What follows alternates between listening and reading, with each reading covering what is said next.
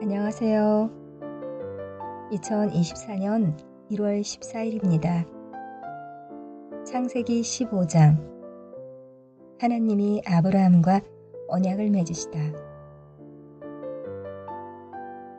이런 일들이 일어난 뒤에 주님께서 환상 가운데 아브라함에게 말씀하셨다.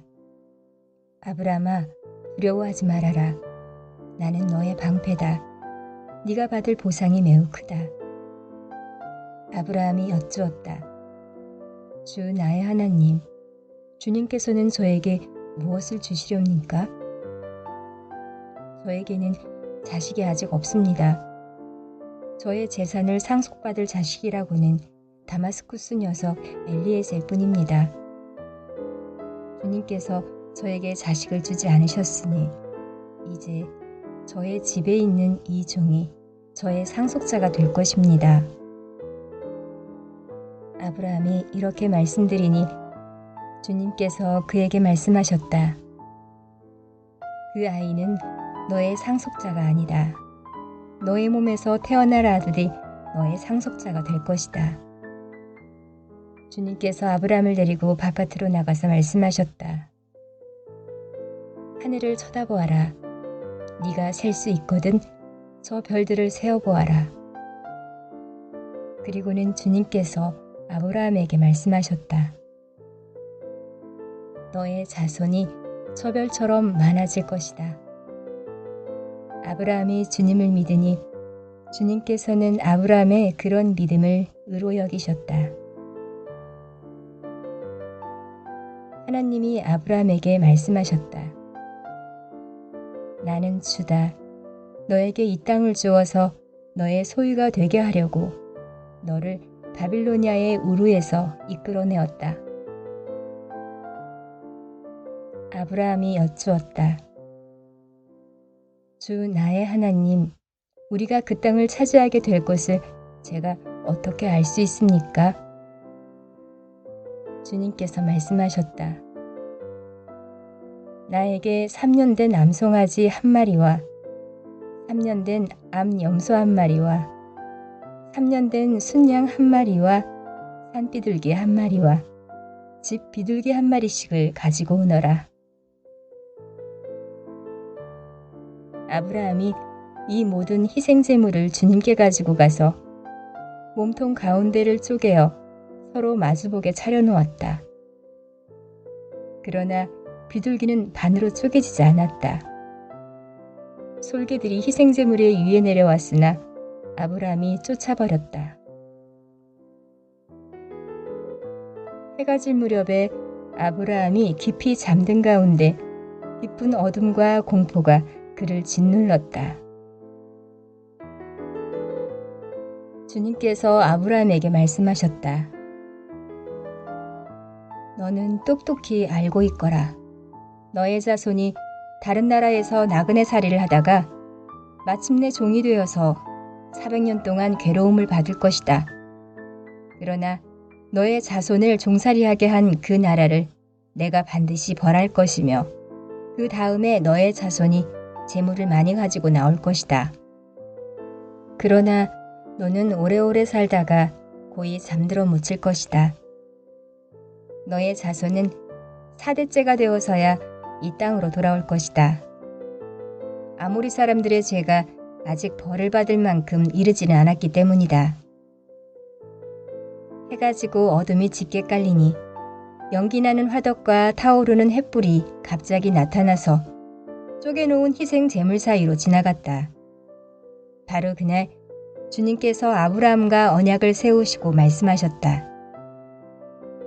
내가 이 땅을 이집트 강에서 큰 강 유프라테스에 이르기까지를 너의 자손에게 준다. 이 땅은 겐 사람과 그니스 사람과 간못 사람과 헷 사람과 브리스 사람과 르바 사람과 아모리 사람과 가나안 사람과 기르가스 사람과 여부스 사람의 땅을 다 포함한다. 마태복음서 14장. 세례 요한이 죽임을 당하다. 그 무렵에 브로당 헤롯이 예수의 소문을 듣고서 자기 신하들에게 말하였다. 이 사람은 세례자 요한이다. 그가 죽은 사람들 가운데서 살아났다. 그 때문에 그가 이런 놀라운 능력을 발휘하는 것이다. 헤롯은 일찍이 자기 동생 빌립의 아내 헤로디아의 일 때문에 요한을 붙잡아다가 묶어서 감옥에 가둔 일이 있었다. 그것은 요한이 헤롯에게 그 여자를 차지하는 것은 옳지 않습니다 하고 여러 차례 말하였기 때문이다.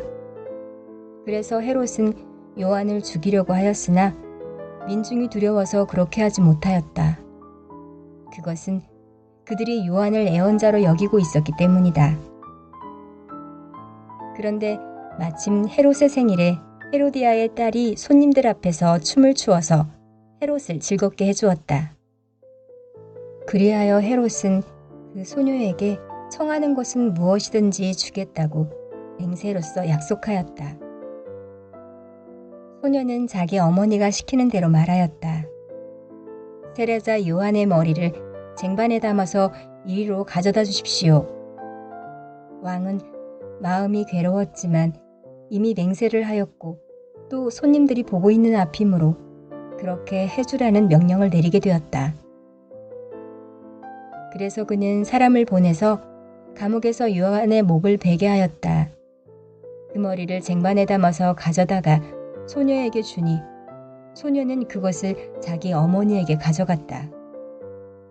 요한의 제자들이 와서 그 시체를 거두어다가 장사 지내고 나서 예수께 가서 알려드렸다. 5,000명을 먹이시다. 예수께서 그 말을 들으시고 거기에 배를 타고 따로 외딴 곳으로 물러가셨다. 이 소문이 퍼지니 무리가 여러 동네에 몰려와서 걸어서 예수를 따라왔다. 예수께서 배에서 내려서 큰 무리를 보시고 그들을 불쌍히 여기시고 그들 가운데서 앓는 사람들을 고쳐주셨다. 저녁 때가 되니 제자들이 예수께 다가와서 말하였다. 여기는 빈 들이고 날도 이미 저물었습니다. 그러니 무리를 헤쳐 보내어 제각기 먹을 것을 사 먹게 마을로 보내시는 것이 좋겠습니다. 예수께서 그들에게 말씀하셨다. 그들이 물러갈 필요 없다. 너희가 그들에게 먹을 것을 주어라. 제자들이 예수께 말하였다. 우리에게는 있는 것이라고는 빵 5개와 물고기 2마리밖에 없습니다. 이때에 예수께서 말씀하셨다. 그것들을 이리로 가져오너라. 그리고 예수께서는 무리를 풀밭에 앉게 하시고 나서 빵 5개와 물고기 2마리를 들고 하늘을 우러러 보시고 축복 기도를 드리신 다음에 떼어서 제자들에게 주시니 제자들이 이를 무리에게 나누어 주었다. 그들은 모두 배불리 먹었다. 남은 부스러기를 모으니 12광주리에 가득 찼다. 먹은 사람은 여자들과 어린 아이들 외에 어른 남자만도 5,000명쯤 되었다. 물 위로 걸으시다. 예수께서는 곧 제자들을 재촉하여 배에 태워서 자기보다 먼저 건너편으로 가게 하시고 그 동안에 무리를 헤쳐보내셨다. 무리를 헤쳐보내신 뒤에 예수께서는 따로 기도하시려고 산에 올라가셨다. 날이 이미 저물었을 때에 예수께서는 홀로 거기에 계셨다. 제자들이 탄 배는 그 사이에 이미 육지에서 멀리 떨어져 있었는데 풍랑에 몹시 시달리고 있었다. 바람이 거슬러서 불어왔기 때문이다. 이른 새벽에 예수께서 바다 위로 걸어서 제자들에게로 가셨다. 제자들이 예수께서 바다 위로 걸어오시는 것을 보고 겁에 질려서 유령이다 하며 두려워서 소리를 질렀다. 예수께서 곧 그들에게 말씀하셨다. 안심하여라. 나다. 두려워하지 말아라. 베드로가 예수께 말씀하셨다. 주님, 주님이시면 나더러 물 위로 걸어서 주님께로 오라고 명령하십시오. 예수께서 오너라 하고 말씀하셨다. 베드로는 배에서 내려 물 위로 걸어서 예수께로 갔다.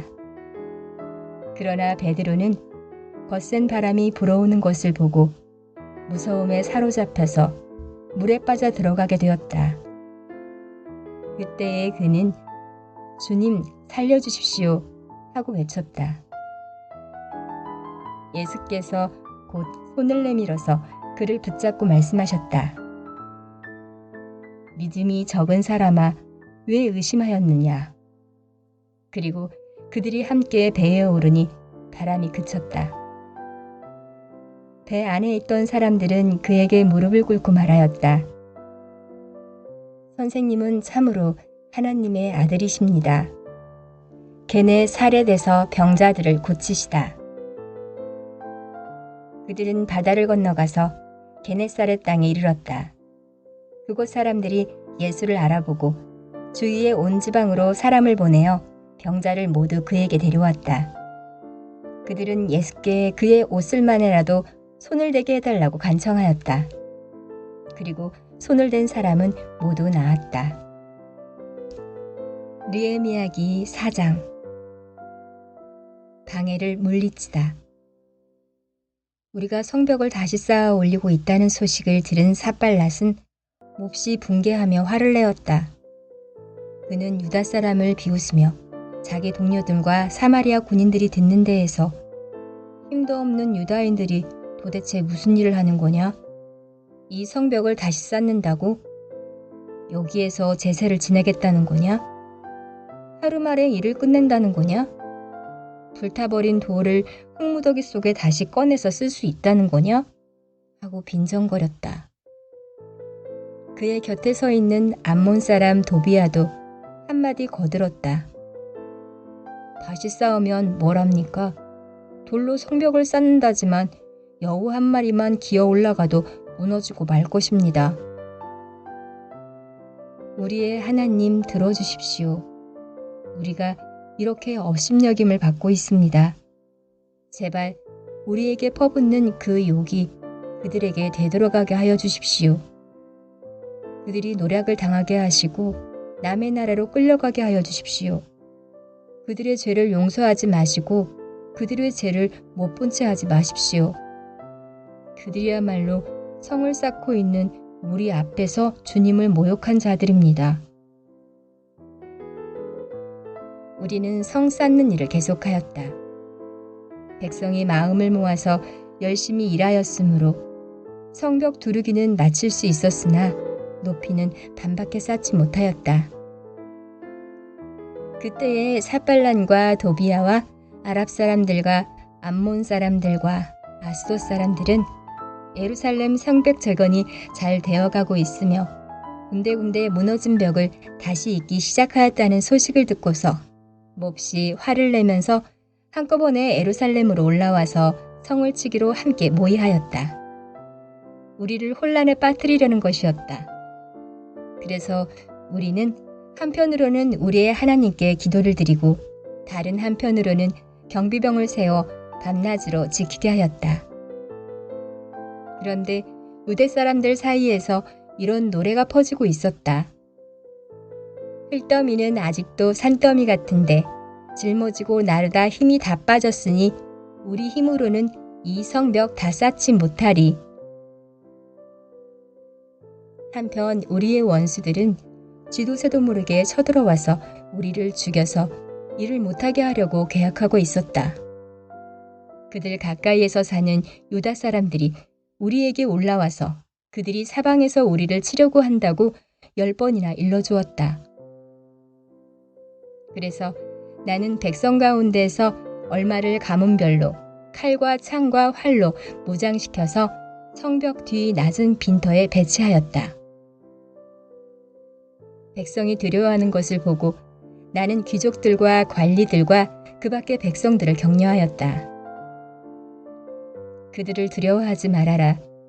위대하고 두려운 주님을 기억하고 형제자매와 자식과 아내와 가정을 지켜야 하니 싸워라. 드디어 우리의 원수들은 자기들의 음모가 우리에게 새나간다는 것을 알게 되었다.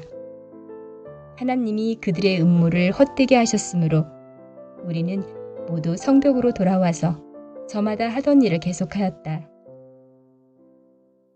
그날부터 내가 데리고 있는 젊은이 가운데서 반은 일을 하고 나머지 반은 창과 방패와 활과 갑옷으로 무장을 하였다. 관리들은 성벽을 쌓고 있는 유다 백성 뒤에 진을 쳤다. 짐을 나르는 이들은 한 손으로는 짐을 나르고 다른 한 손으로는 무기를 잡았다. 성벽을 쌓는 이들은 저마다 허리에 칼을 차고 일을 하였다. 나팔스는 나의 곁에 있게 하였다.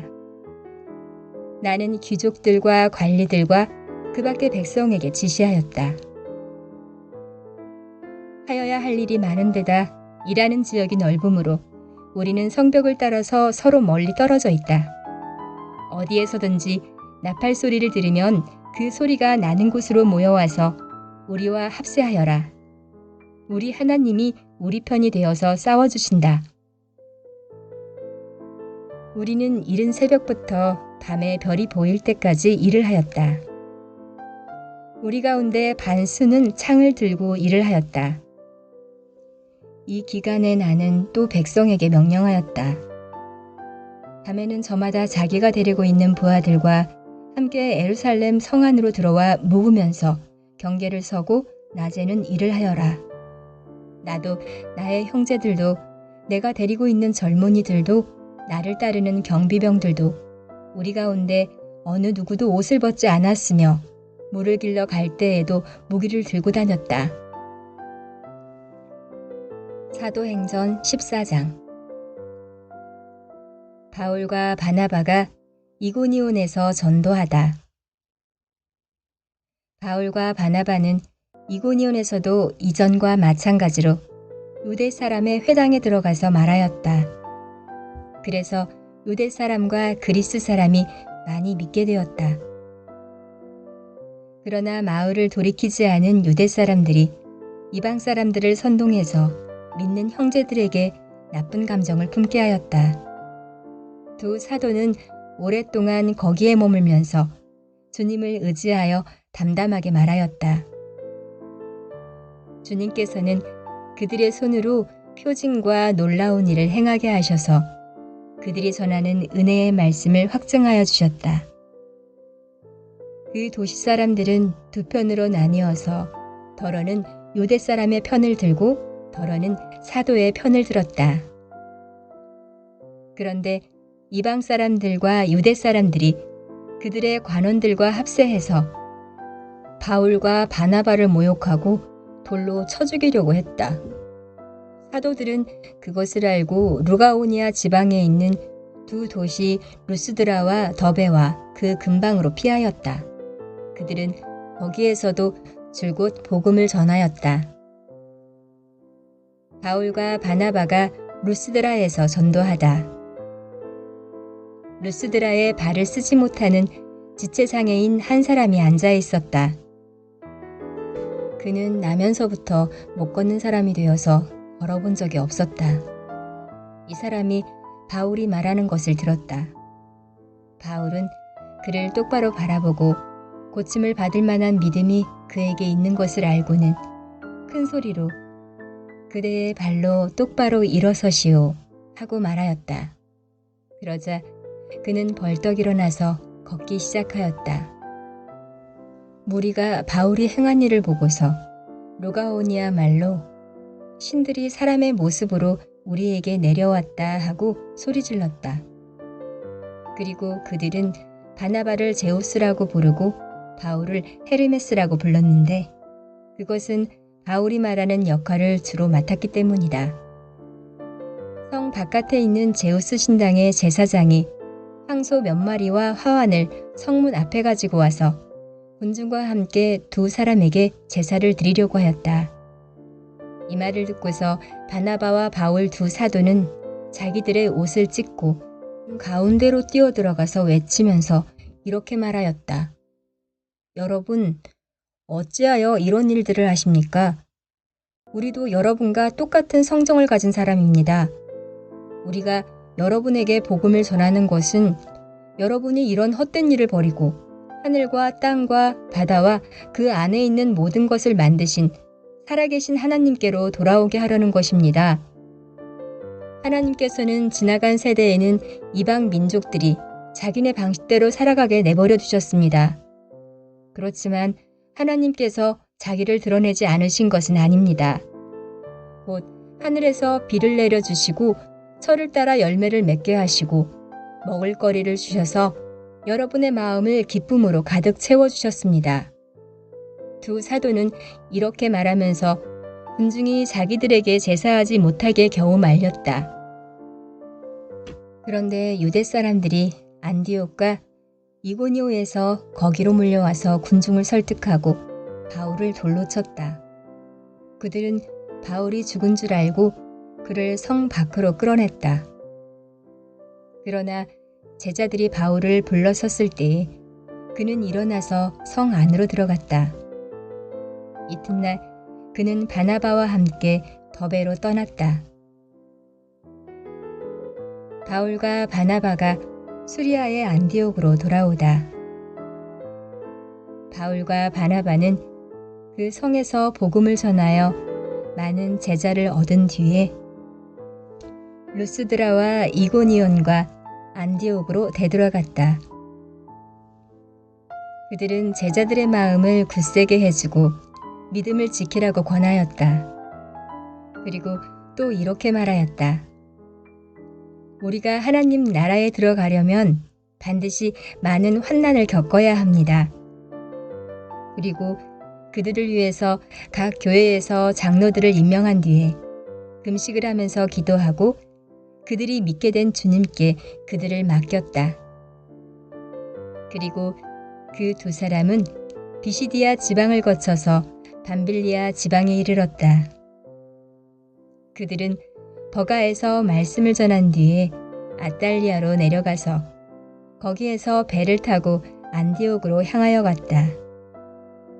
이 안디옥은 그들이 선교 활동을 하려고 하나님의 은혜에 몸을 내바뀌고 나선 곳이다. 이제 그들은 그 일을 다 이루었다. 그곳에 이르러서 그들은 교회 회중을 불러 모으고서 하나님께서 자기들과 함께 행하신 모든 일과 하나님께서 이방 사람들에게 믿음의 문을 열어주신 것을 보고하였다. 그들은 제자들과 함께 오랫동안 지냈다.